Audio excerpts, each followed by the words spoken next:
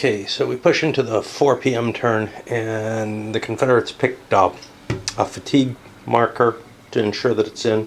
The Union grabbed a firefight marker, which just gives them some extra firepower, another chance to shoot. I figure if they're already engaged here, they can shoot and then keep pushing forward or whatever, depending on when it comes in, right? It could be this is destroyed and they don't really have an opportunity. We don't know. Now, I guess we open up with the artillery phase, where we'll be alternating between units, and the Union gets to give first fire, as it were. Probably don't want to pull the cav up at this point. Try to figure out if there's something kind of good that I can do with that cav. I don't really see any great opportunity for it, but it doesn't have tremendous firepower. It's not going to have a lot of staying power, so I'd rather not throw it into just the line as additional firepower. It doesn't look like it's meant for that, basically. And I did something I should have done with the artillery last turn. Actually, I pulled the Union artillery up into this kind of ridge here so that they can fire. The others all had some kind of line of sight. The Confederates, they had one that didn't have a line of sight, really. I may have given it one illegally last time. I've pushed up here because I got fire coming out of this way, and then some coming this way, so I didn't want to block it by, say, being here. So that looks like the most applicable position. This gun is not able to hit anything. Well, it could hit guys now. My line of sight. See, the problem is I've got these Trimble units here, and I ought to pull them back. I think I'm allowed to do some sort of movement with those forces. The artillery I can't move at all, so that shouldn't be a problem. But Trimble didn't get a chance to move. And now we start pulling things from the chit pull and seeing what happens, and whether or not the Union kind of gets the drop, destroys this, and is able to punch its way forward. The chit pulls, the Confederates got the first one. They got a Union fatigue. They're going to hold that. The Union picked up banks. Now, I could hold on to this, but I want to get the jump and destroy this unit and start hitting hard. And it seems to me firing banks off with an automatic attack command is the best thing. Well, no, the best would have been the firefight, shoot that out of the way, and then make the move. But this will work too. So we're doing what is it? The attack order, and it'll give me 4 movement points. I can engage, and I can conduct combat, which might include close combat. But the first thing in order is fire combat always. If we look at the sequence of plan, it does not tell me. Brigade activation, here it is, fire combat. Okay, so since these guys are next to each other, I can combine them for a 16. That's going to get me a better morale check on the unit. I think, I'm not sure, but I think unlike the games in which, you know, you're slowly deteriorating forces, that you just want to go with the heaviest firepower you can at any time. Those are R's at range 1. I'm sure that's just effective range. There's no real bonus there. So I got 16 fire points, but I'm shooting into the woods, which is going to get 2 penalty inward. A lot of games have a defensive benefit for the woods. This has a fairly extreme one, actually. 2 shift seems pretty big compared to some of the others, but you could make some significant arguments in favor of this. I believe firing out of the woods has problems too. First of all, your artillery can't do it, so you're not going to be able to have a mixed artillery infantry force, which is pretty potent actually, but for defense. But also, you don't have support if you're in the woods, which means your forces are more likely to break apart. So you're probably not going to try to take defense in the woods as a particular goal in the game. It's going to make woods fighting kind of bloodier. So we're on the 16. We dropped twice, and I'm using the blue die high. Well, that's as bad as I can do, and it doesn't do anything, which is a pity. Now I get to move, and then I'd get to do close combat. Now, if I move in here, I'm moving adjacent, I don't remember there being any zones or anything. Am I missing something here?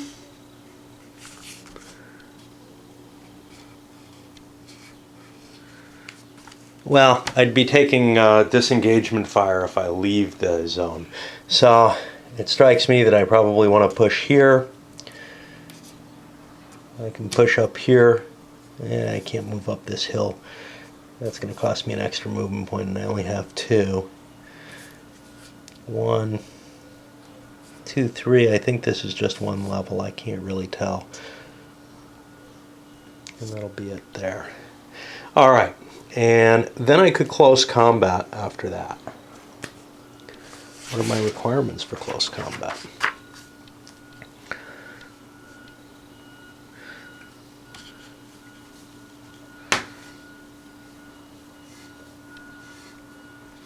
I'm under attack order, so I can do it. All right, we'll do it. So this guy has a defensive fire, and I guess everybody's close combating him at once, right?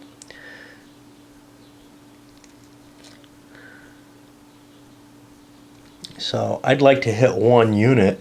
I'll go for this one. It's the biggest thing, and it's got one of the lower morale checks. So I've -1 strength point. I'm on the 3 table. I believe my defensive fire is halved though, which puts me down to only the 1 table, which isn't good at all. I've got the woods against me. That gives me 2 against. So I'm down on the cadre table. I get a heck of a roll though, and that is going to cause a green morale check. Let's change. This is on the other side of that so that you have both if you need them, but me playing alone, I might as well just swap between them. The Union unit's going to have to make a morale check. I use blue for their first die. They get a 4. That doesn't hit them. I've got to worry about the modifiers for this, though. They're not written anywhere here.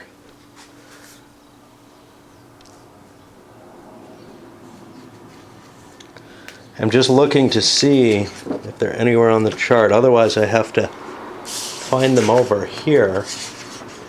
We've got cohesion rating adjustments. That'll do. Okay, so this is an unsupported unit because it's in the woods. So it has a -1 to what? To its morale. So actually, I have to remember what my die roll was.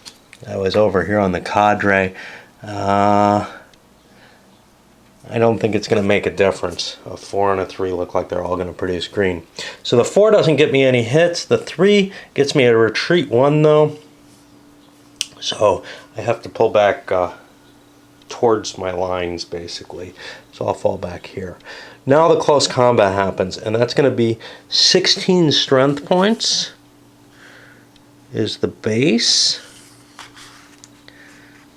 And then I look at the close combat modifiers, and I've got 16 to 3. That's going to get me 3 to 1 or more. So I'm going to shift from that 16. I'm at +3 all the way up here. We don't have smoothbore.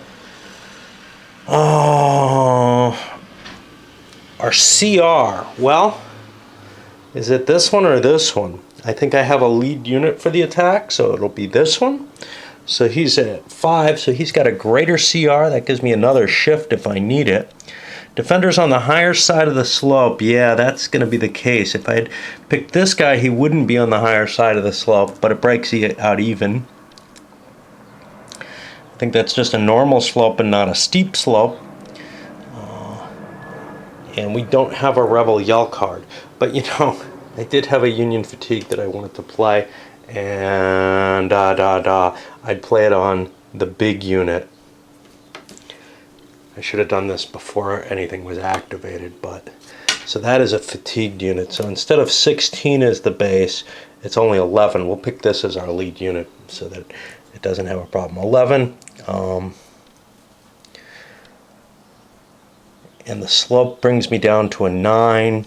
But the 3 to 1 gives us 1, 2, 3 shifts to the 14 to 16. So this is where we're rolling. And I get a big 53. Okay, so now I worry about the Confederate CR. Now I'm going to mark this so that I can look at it, because it's down 1, it's only a 3, it's unsupported, that brings it down to a 2. We look here, that's going to be the severe result. So now we come to the close combat table, and we'll roll gray first for the Confederate roll. If these dice aren't balanced, we got a problem. We get a D, which is we're going to be depleted.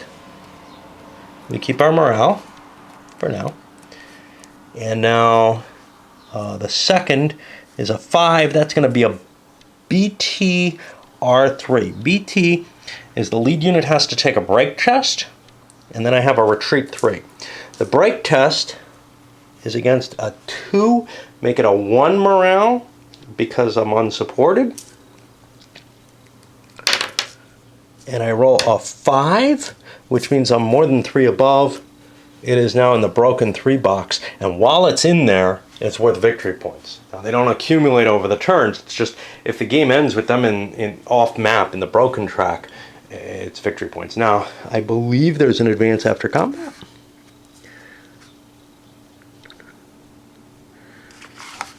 All the modifiers are spelled out in more detail.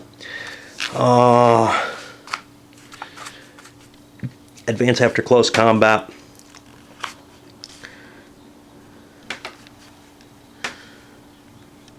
I can advance up to 2 hexes with no disengagement. And only my lead unit.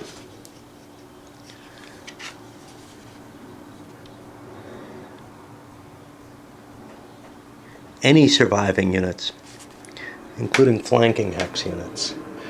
So we were going into this hex. Now this is important because it's put me in a position where I can now fire on them with defensive fire. And this is hexes, not movement points.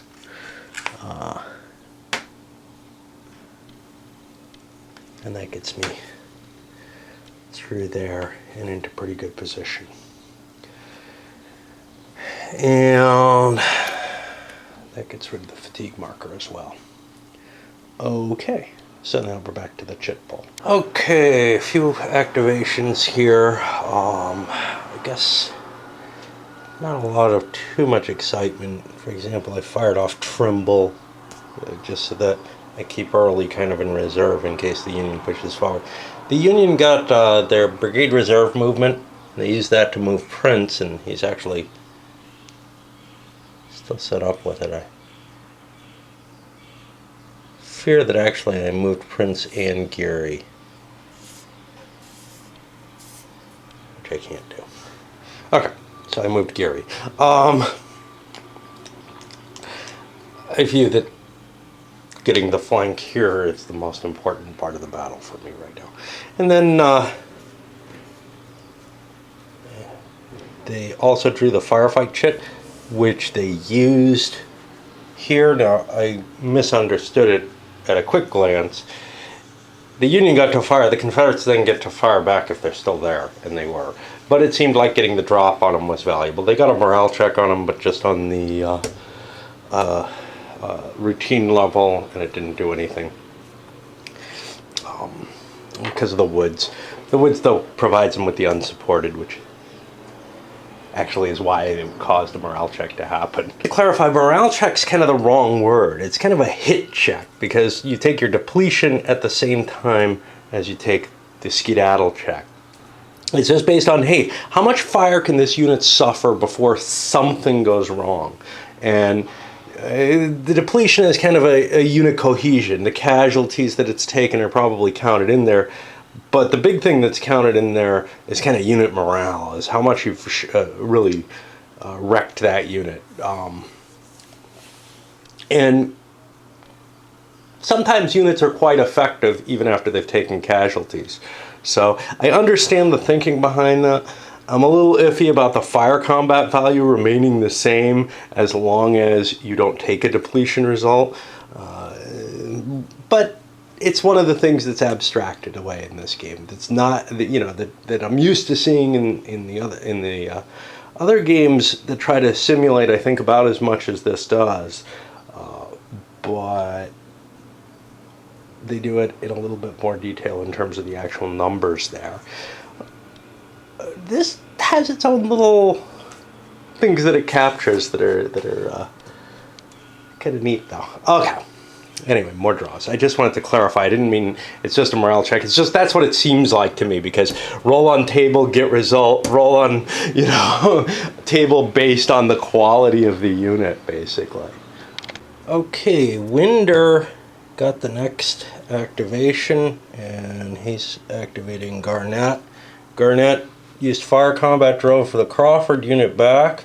And now the question is, and then pushed forward. He's using an attack order, and now my decision is: do I just want to close combat with Garnett with the 42nd Virginia down here, or do I want to throw these units in? If I throw these units in, I get fired on again.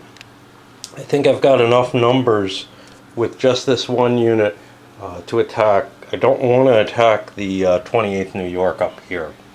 So, the Union does get to shoot back at me, though, and they may stop me in my tracks. Luckily, it's the woods, and no chance. I reverse the dice based on whose turn it is. So now we go to the close combat procedure, and we need the chart for that. I'm coming in with a 10. I've got 2 to 1. That puts me up to here. My CR is the same as the defender. And I think that'll be it. I'm on a good table. And I do not roll well at all. I get a dash. Dash is the close fight. Now, what's kind of screwy here is I can attack with a weak unit and get a way low result, and it'll still end up on the close fight table, which means I have some chance of dislodging even a strong enemy unit, and I find that a little disturbing about this system. I almost feel like there needs to be something special to handle that case. That doing it all on one combat results table with separate cohesion tests doesn't quite cut it. Because the close fight table is not that bad for the attacker. And the defender is depleted and takes an R1. And this could have been one where I was attacking at, 1 to 3 odds or something. Okay, what happens if it's depleted and it's already depleted? Lead unit on BW side takes a break test. Okay. That would be a 3 because he's unsupported.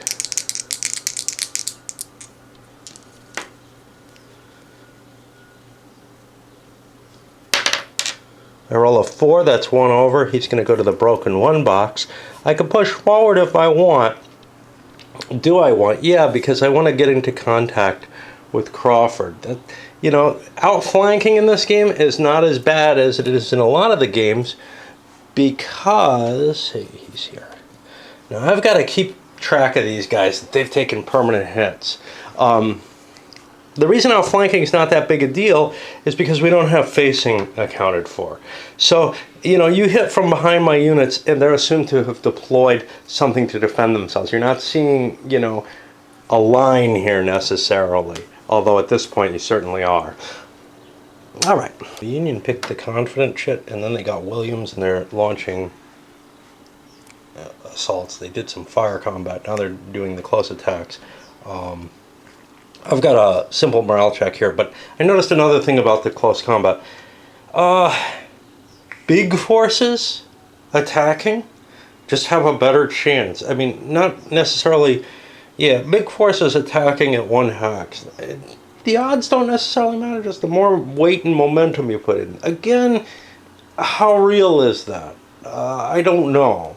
There's a limit to how much the defender can have in a single hex, so it has some effect in terms of numerical superiority. Here I have a 19 to 10 attack, and I've got pretty good numbers. Let me check. This is just a routine check for Garnett. I didn't get the close combat, I got routine. Let's see. Nothing happens here. 5 is the MH. The lead unit takes a morale hit and a retreat 2. So we gained this territory. And I led with this unit, so it's what goes in. Now, this is where I've got to consider, do I want to use Confident? Confident removes the morale hit marker, and I'd get to keep going into Garnett, into the units here. But now I'm down in the valley, so I'm going to hold off on that and see if I can get a chance to use it with this one. And I might be able to take out all these guns with that. If I don't use it here, I probably wasted a chit pull, though, that I could have thrown into looking for Pope. Since I'm going to charge the guns, they get the full fire with canister on me, which probably isn't going to be pleasant. But, you know, there's no other way to get to them. I can't go out flanking them or anything. So, these are both rifled. No canister. So I've got 4 strength points. Well, I've got 3 plus 3 is 6 strength points firing. Targets in woods, though, which drops it down and makes it a lot less effective. I also get to throw in these. So wait, 6 plus 3 more puts it to 9 with 2 shifts against. I think that's about it. So I'll be on the 5 table, which is still pretty good. Since it's only 1 unit, I may stop it. I get a morale check on the, or a check on the routine. Doesn't hurt, doesn't do any damage at all. So now I get the attack in, and that's 10 to 4.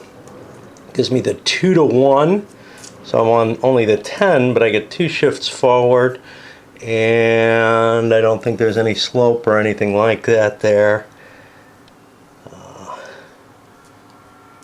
So here we are. 14 table. Can I get a decent roll? It's kind of hard to read which line you're on when you have this kind of chart. So these are, the lead unit will be a 3 morale. Unsupported puts it to a 2, I guess. That's going to make it a tough fight for the Confederates. Okay, both will be depleted though. And we got an MH, which is a morale hit, and a 2 now. It's just my lead units that's depleted in both cases.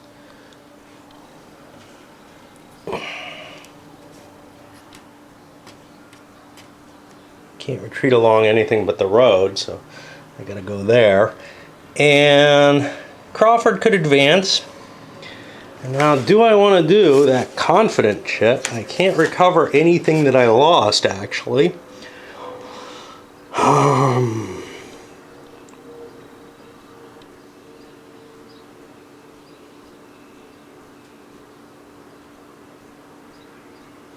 I could have a morale hit marker removed and do another close combat with cohesion increased by 1. Well, see, the numbers aren't going to be good here. 6, 5 to 6. What about against here? 5 to 5. Let's go against those guns, see if they break me. So that's 1, 2, 3, 4. And I'm sure they're all canister. Yeah. 4, that goes to 6. Firing in the woods. I think that's about it. Yep, I got flanking fire, don't I?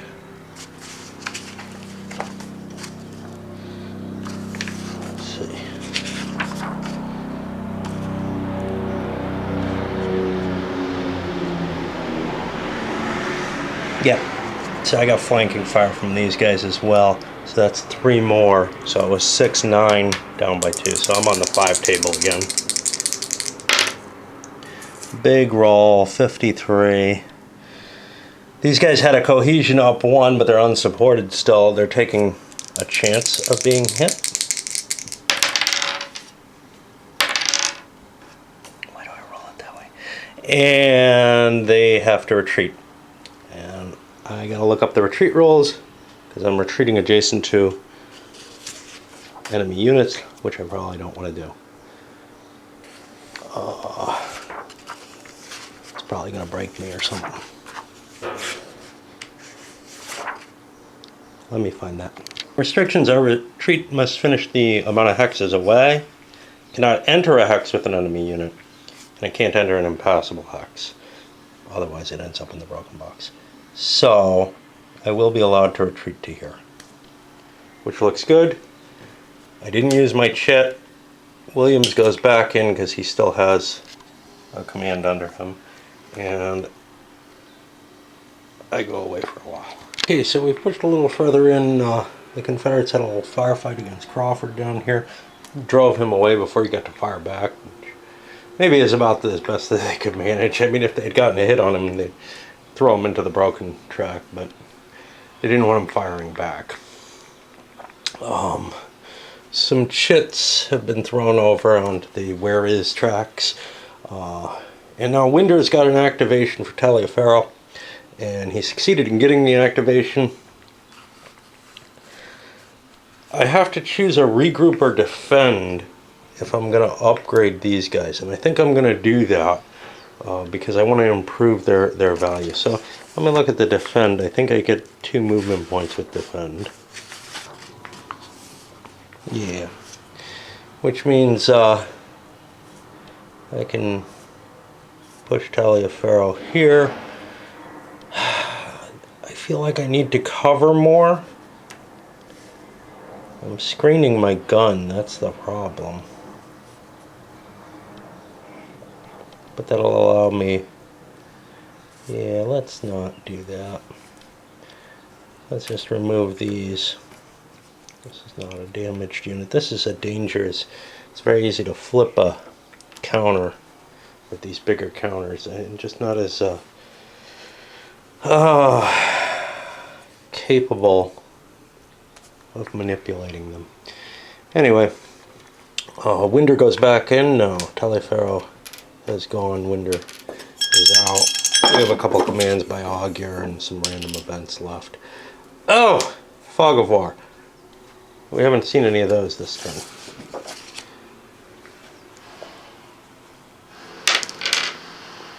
Possibly Union General Casualty. Alright, now this I feel like I'm going to have to look up almost all the time. So now I roll for a general. The general casualty for his side. That's down here. I get no casualty. So nobody there. I have seen the chit. I know you probably have too. I need to roll because I'm too aware of the chits. I'll take the one more to the right, which is Augur. He gets another command. Let's roll to see if it's active. Let me pick who it is first. I'll move Geary first. Who's here? Prince? Yeah. So I don't actually get to move Geary. Flip them over. Odd it'll be this chit, even the one in the cup. This is important because if it's the one in the cup, Augur's next chit is cancelled, which gets rid of this. These were unusable. Alright, now we go to the end of turn crap.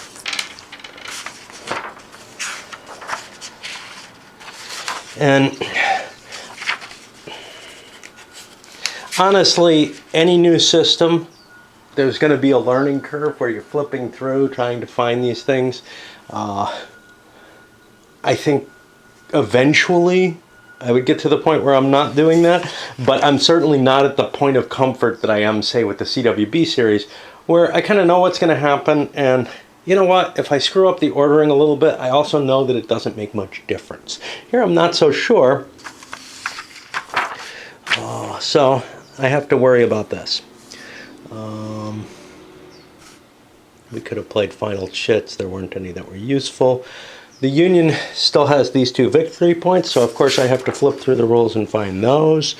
And those are 13-15 and 15-14, which are not. 13-15 is not on here? Oh yeah, it is.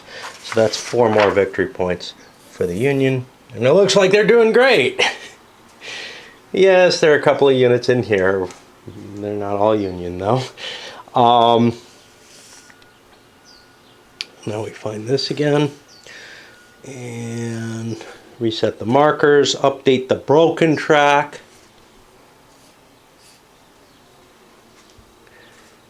And then we have to do arrival status. So, there are rolls for those. So the optional rolls, 2 dice, subtract the total number of common events and try to get under the turn. Well, I only put 2 in, so it's going to take a pretty good roll. That's a pretty good roll, but not quite good enough. And, oh, not that. So those will be going for the Union. Even less likely. And I think we move to turn 3. How this? And we'll be moving on to another selection phase. Picks for this turn. Confederates, I think, took a Union fatigue pick, and the Union took the Brigade Reserve movement because I want to get more of my force into the fight here. Pay attention to when these suckers come in. I haven't been paying too much. They may not move until Jackson CIC. Okay. I just wanted to make sure.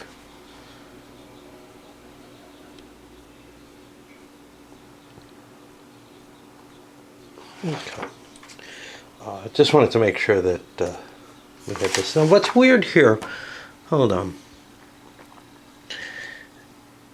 If the brigades are released when a Union unit enters any hex in 29-1XX, the next phase, these brigades are eligible to be activated normally. I feel like these guys aren't even allowed to. So it says they may not move from their start position. That's different from eligible to be activated. So I've been activating them, but I think they get recharged if the Union does attack them. So I think I'm doing it right by playing their chits out. It's important because the Confederates can activate these guys saying they're not going to be in the fight. The Union has to waste a move. You know, I can waste a move with them rather than doing something, you know, up here that maybe I'm not quite ready to do yet. So we're on to the artillery, and we start with the Union first. Things are getting a little cluttered. I didn't move my Taliaferros in front. That was wise. But yeah, I'm going to have to pick my fire a little more carefully than before. I'm going to have to worry as the Union starts to push forward that they don't get in front of their artillery. This game doesn't seem to account for, and by the way, this is kind of weird because this starts out here in what looks like it may be sort of a woods hex. I don't know what the hell to do with that. Obviously there's some woods shielding here, but this isn't, as far as I can tell, actually accounted for in the game. I would have called it a woods hex, but the artillery couldn't be firing from there, couldn't be in there, and start set up there. So I won't let it fire this way. I try to make up rolls to cover situations that don't make a lot of sense. Okay, the thing that's kind of weird here is most tactical Civil War games, and other periods too to some extent, but tactical Civil War seems to take into account the difference between counter-battery fire at long range and anti-personnel fire at long range. Essentially, the issue is this: you're lobbing what's basically just a round ball, and you're lobbing it quite a distance, and it doesn't have a lot of force behind it. It has enough force that if it hits an artillery piece dead on, crack, it breaks it. It doesn't really have enough force that if it plows into infantry with a low velocity, that it's going to have the same effect that it would have at medium ranges. Obviously, the results are reduced in both cases. But it seems like maybe it doesn't take that the factor that it's easier to hit artillery at long range. Plus, artillery tends to be more stable in terms of location. So if you fire at infantry, it fairly quickly gets out of your perfect firing range. So you can't maintain a bead on that location, or you can't maintain that same range. So you have to continually be repositioning the artillery to strike at a new target. It's harder to move artillery pieces, so once artillery finds its mark against other artillery, it gets continual fire benefits. None of that's being handled here, but in most games what's handled is just, hey, if you're doing counter-battery fire, it works better than long-range anti-personnel fire. Anyway, so far we're not seeing really anything happening from the results of the artillery fire. So I guess as long as it's doing nothing to anybody at the ranges we're at, it's really just plinking away and hoping to disrupt some units to make it easier for the infantry to attack. There's some problems with their line of sight rolls. I'm up here. I could see into this valley. Is that reasonable or not? Well, there's this ridge ahead of it. It's not a visible line of sight under normal games, and it wouldn't make sense for it to be. However, who knows where things are actually positioned. But the fact that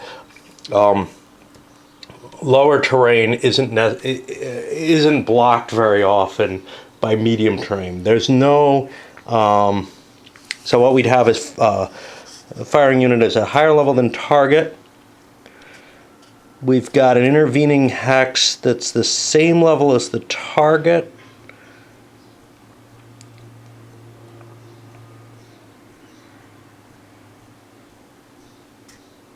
If any intervening hex is at the same level as the target or lower than the fire unit and higher, any intervening woods terrain or unit causes obscured. So basically what happens is this medium stuff could be obscured if there were woods or something in the way. But it's not affected by this ridge that's in the way. And that's just something that, attempting to simplify line of sight this much, it just doesn't work. And it's really not all that simple. You have to follow through all these different rules. I would say I wouldn't allow fire into that blocked area. Using the normal, hey, half distance and stuff like that as a potential blocking. There are little graphical charts that the SPI games gave that made it very easy to find, that are much easier than trying to follow through these basic rules. And, honestly, they just didn't get it right by a long shot in this one by trying to simplify it too much. You could say, well, they're there. You can kind of bombard into it. Perhaps. Perhaps it would make sense to be able to be aware that there are troops in there and bombard over the hill. Why not? Well, because those hexes are fairly large and the units in them aren't necessarily big enough, and you certainly should at least get the obscured bonus because you're doing some kind of indirect fire that you can't even see. Okay, so our net effect, we had a little Confederate unit got pushed back here. Cav ran over here. I don't know what to do with them. And we actually had a successful hit over here. But, artillery duel is not going to win this battle. And unlike the historical situation, yeah, I launched an attack early because I only have so much time before Jackson comes up. Maybe kind of a playing the full game may actually skew the game in favor of the Union just because they get to attack earlier when the Confederates are weaker. And certainly, I don't think both games can be balanced, both the full and they're both historical, but both a full battle running from 340 to 8. Although maybe they are. Maybe the decision to end the game early trims off the point where the Confederates are really able to maybe retake some territory. They can regain these things. So it may actually work out balance-wise. A kind of weird thing here. Now, what I'm trying to figure out...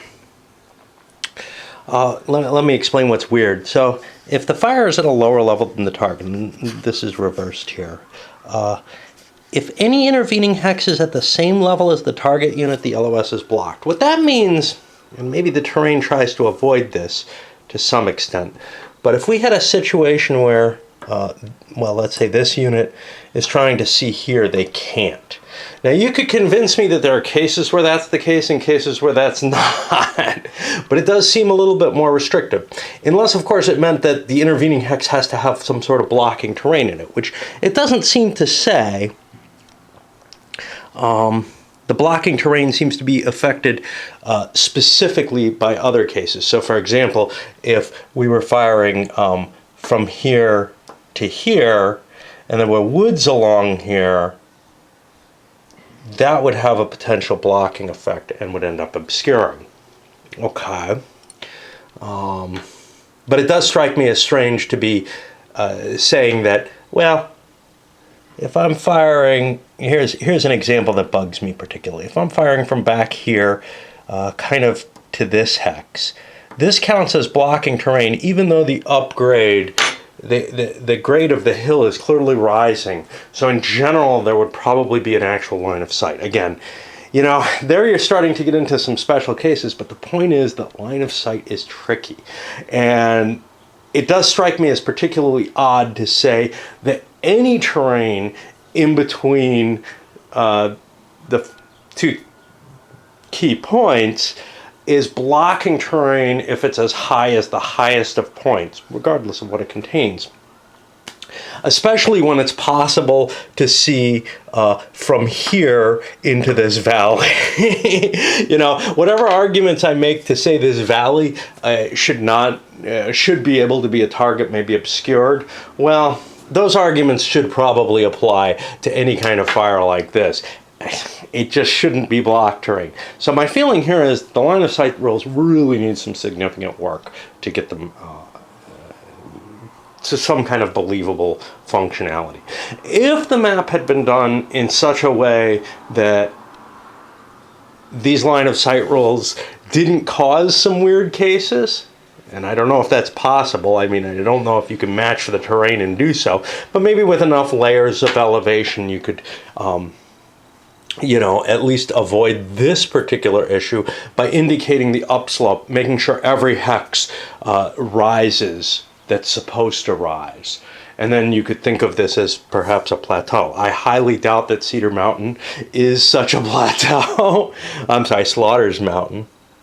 This must be, I don't know. Anyway, I highly doubt that it is such a plateau, and that this line would indeed not exist, more or less. Certainly better than the line from here into the valley. Oh, we made a few activations, Green and Geary, and they both succeeded in their check. Sometimes I think I forget to make the die roll for the check. In this case, I made it for both.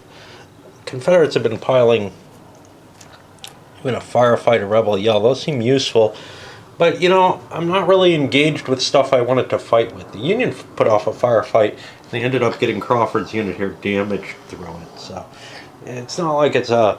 It intensifies the combat to do the firefight. It may give you a slight advantage by getting first shot in, but you might also want to delay the conflict for a little bit. I'd like to get more of maybe Talaferro over to try to drive the Union off of these victory point hexes. But at this point, Garnett is not really in any position to do much about it. And, well, the Union also passed up on a command confusion. Confederates are holding one. They probably want to play it. They probably want to play it for this unit to try to drive it into you know, maybe like a defend order or something like that, but I could also delay some of the others. I held on to it because it seemed like screwing with their orders, their chosen orders, might be more valuable. Okay, we had the Union pull a confidence chip and they decided to hold that. That's good on close combat.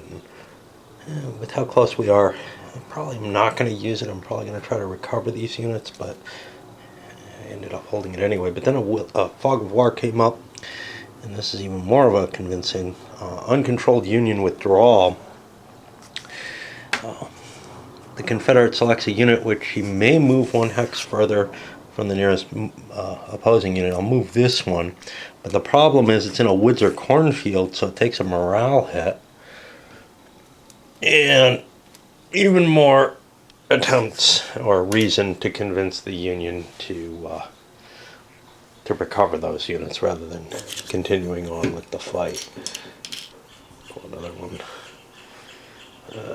Brigade reserve movement. I like doing these, so I'm going to fire this off and probably move Prince in the back here. He only gets 4. 1. I don't know if that's 3 or 4. Angled costs an extra, so I think that's 4 movement. 1, 2, 3. Going into the river, and I gotta stop. 1, 2. These guns I can't fit in the same hex with them. That was 1, 2, 3, 4, 5 to there. 1, 2, 3, 4. So we're still in a position where we could continue with those brigade reserves if need be. And that was fired off. And I'll just keep pulling chits and doing stuff. I had a couple other chits pulled and realized I probably should have gotten a fire in there, a withdrawal fire or disengagement fire. So that was 6 down 2.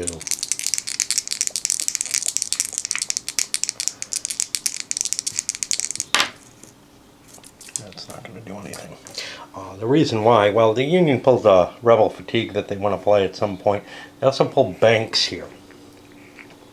I'm holding on to them this time instead of just playing them right away, because I don't know what I'm going to need here, whether or not I'm going to get the activation to recover, etc. So I kind of want to take a look at what's going on there. Now, recovery's got a problem. I got to be at least 3 hexes away to even fire it off. So I've got to kind of withdraw before I can recover, and that might achieve some more fire here. So there's some tricky concepts in play. It's hard to disengage in this, harder than in most Civil War games. I don't know how in favor or against that I am, the scale being what it is, which is, let's see, 140 yards across. I'm looking more at the firing range. Clearly you can still fire as units are withdrawing.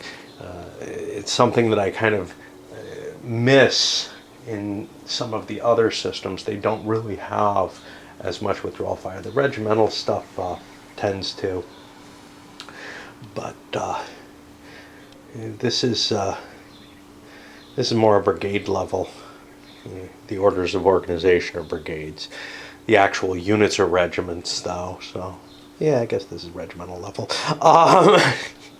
So yeah, it makes a little more sense maybe than in some of the systems, in some of the more abstract systems that I'm used to. So what we got as a problem, though, is the Confederates just pulled Winder.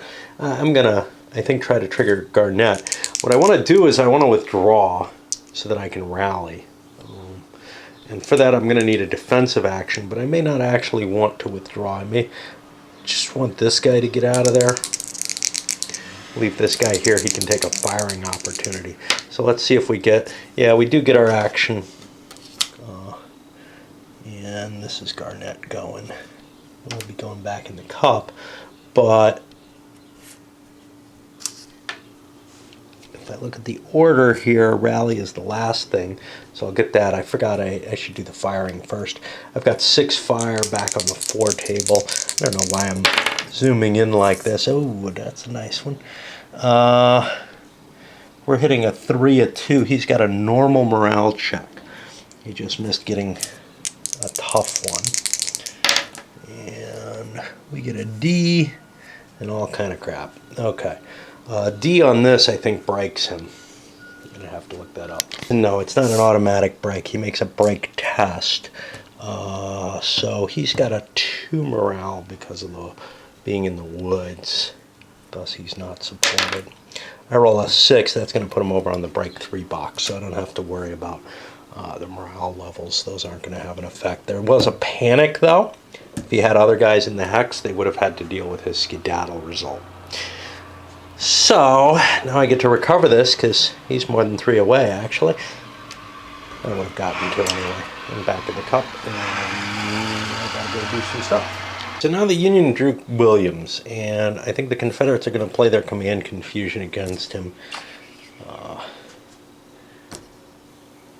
I don't roll for command on this. The disadvantage of this is this can force the Union into a successful order, from what I can see. Maybe I'm playing that wrong. They get a maneuver order, which prevents them from both things they might... Well, the one thing they really would want to do is a defend order, because then they can pull back and try to regroup. Well, just this unit, really.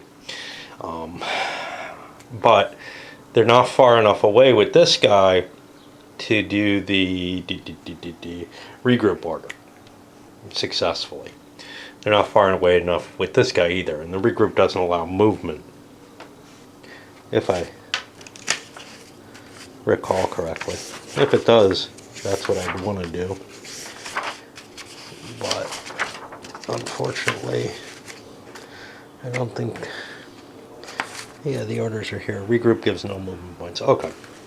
So, that means I'm not going to get a chance to rebuild this unit on this recovery phase, or this recovery opportunity. However, the Confederates are throwing an order at me, and maybe I wouldn't be able to do anything because Williams wouldn't get his chance. Oh, I got a maneuver. Well, that avoids everything that I wanted. So we're going to pull back.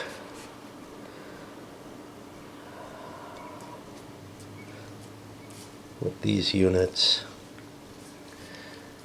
This guy, I don't mind covering the side. And I'm not going to be able to activate them. I blew the activation on Crawford for that.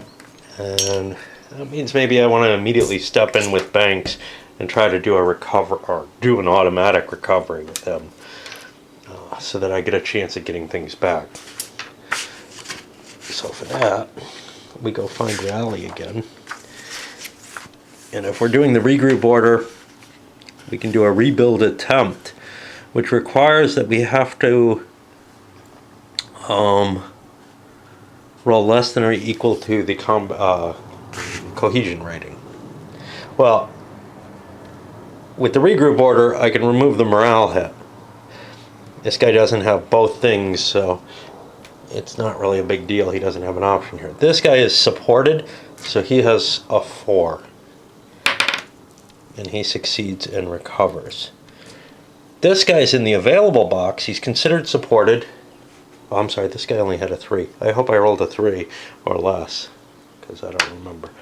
This guy does roll a 4, so he comes back, but I got a problem with him. I need some way of marking him as having been broken. I'm going to just use this.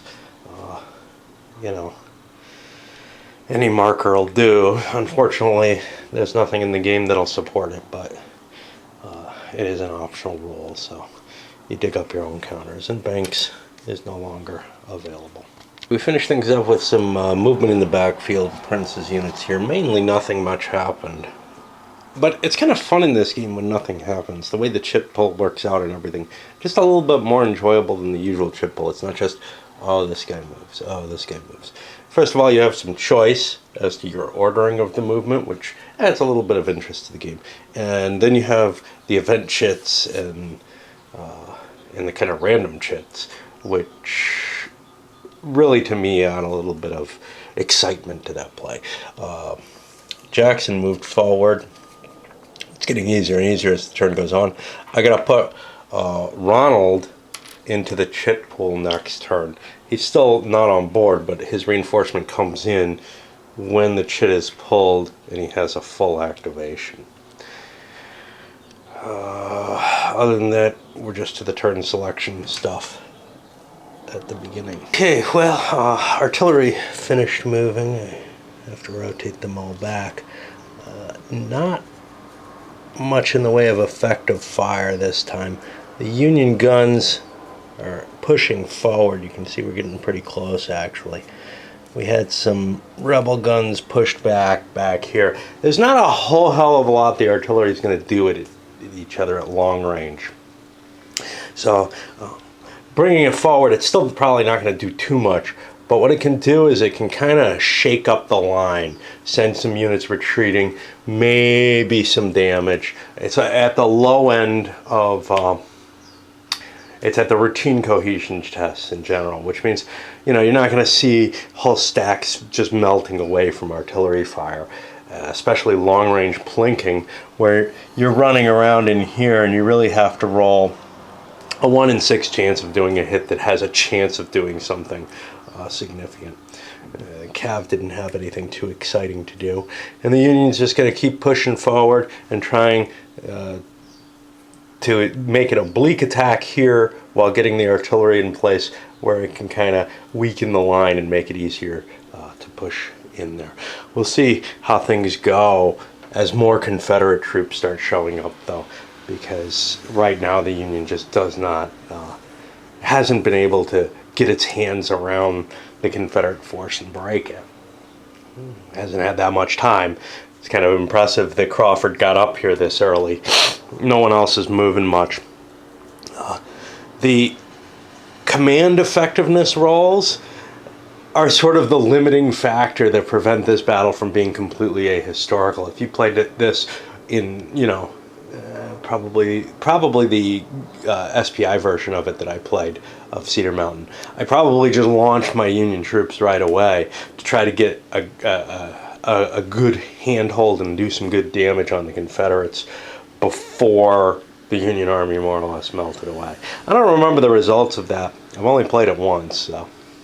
In the early stages of this turn, Crawford is able to push forward, knocking Garnett's units further back. As this fight in the woods, it's isolated. You know, Taliaferro hasn't really been able to swing effectively to take it on. Early can't take up all the space Taliaferro's in, so it's been really tough to react to. Just this isolated attack coming through the woods there. Hey, Taliaferro had a weird situation. He marched across, basically because I have reinforcements coming in this turn to engage over here. I figure I can fill in the gap. But you can see he got chewed up pretty badly here.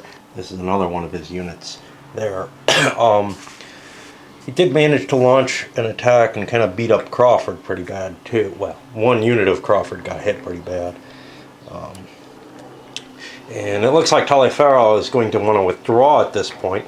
Then Winder got another activation, and he's going to activate Ronald. Before he does that, we hit one of those special circumstances in the game. And it's covered in the rules. The Union played a command confusion. They got a regroup order. Ronald ends up showing up on the map with all his forces here. But then he's going to have, because it's a regroup order, he doesn't have movement orders. And now he has to unstack his forces, and he can move within 1 hex distance. So I'll put my meatiest unit. Actually, yeah, I think it's the biggest unit first has to be done. I'm still overstacked, and now I'm in good shape. So he kind of comes onto the board in a little better shape than he would normally. Well, not than he would normally, in a little bit slower state than he would. But he's burned his activation without being able to move as far as I would have liked. I wouldn't have really been able to attack very well. 1, 2, 3, 4. I'd be able to get to here, across here. I'm planning on pulling Taliaferro back out because he's got to recoup from this. So we've got like 2 divisions engaging Crawford here, and Crawford's kind of holding his own against them and has opened up a gap, which is pretty promising, actually. Let's see, we had early slide over a little bit. Garnett got a failed activation. Gordon is spread all over the place. But he's coming down to try to support Crawford here, trying to get his forces together. Geary moved forward through the cornfield up there, and we're running down towards the bottom of things. Now the Union has been getting chits that don't really help them because they got them after most of the Confederate activations of any importance happened. So they're throwing them into the General Pope pile. They are holding on to a couple of things that allowed them movements. And the Confederates know that the Union have at least their commander, their in-chief chit left, and maybe something else. And they've got a couple of chits to deal with that. They want to use the fatigue. They don't really want to use it for Crawford, so they may fire it off fairly soon to try to hit either well, where's Green? Green's up here. He's possibly a danger, but he's in the lead. I'd rather hit Prince with this and kind of try to slow down that big unit if I can. And command confusion, I kind of would like to do against Banks's action, especially if it's going to trigger Crawford. Try to prevent that from falling back to rally, because those units are pretty tired. On the other hand, if they fall back and rally, Taliaferro has an opportunity to fall back and rally as well, or maybe to just rally because Crawford's pulled far enough back. So I don't know. You know, I've been holding them with that intention. Maybe I'm better off preventing reinforcements from coming up and let the Union do whatever the Union wishes to do with those. Pushing into the 5 o'clock turn, and we're going to get Hill in the cup along with some of his troops showing up. No movement on the Jackson table. Not much movement happening over here. Union pushing forward a little bit using those kind of guaranteed command chits.